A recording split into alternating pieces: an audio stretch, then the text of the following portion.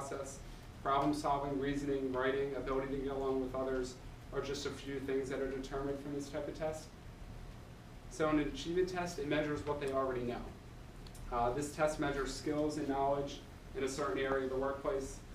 It's considered the most reliable test to predict job performance. It's used in training settings as well as it's a hands-on type of test. So an aptitude versus achievement type of test, achievement measures what they already know, like I said, and aptitude measures their potential in the workforce and the company.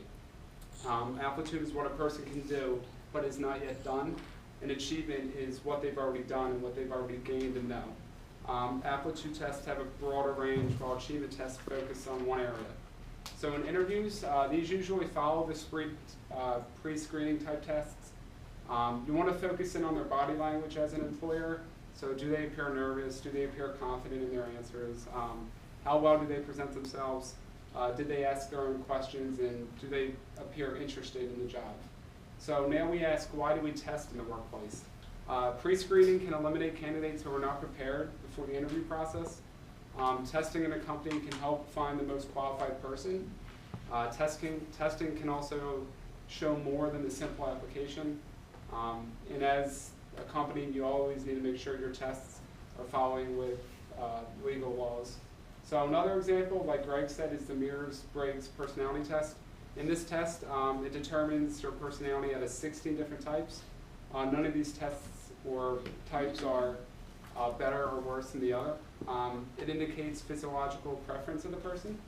Another type of test, which is actually not used as much anymore due to the EPPA, which is the Employee Polygraph Protection Act, is this type of test. It's a lie detector test, and it's rarely used anymore, like I said, and the integrity test is now favored over the polygraphic exam.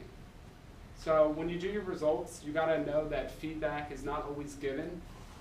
For example, an employee review, obviously the employee is gonna get feedback on the review compared to if you took an integrity test as a pre-employment applicant, you are not gonna, most likely not gonna be able to find out how you did. So the pros of testing, one, it can eliminate turnover if you're hiring the right applicants. It can save you time in the selection process. So if you're testing before you're bringing all these applicants in, that just saves you time and money.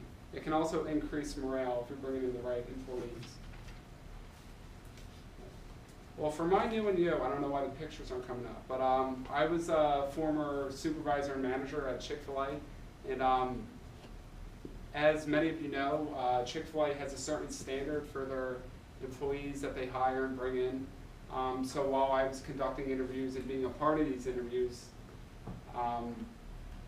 we had to know the different integrity and personality that the candidate had to have. So we would, have those type of questions hit it in to try and find out who they are.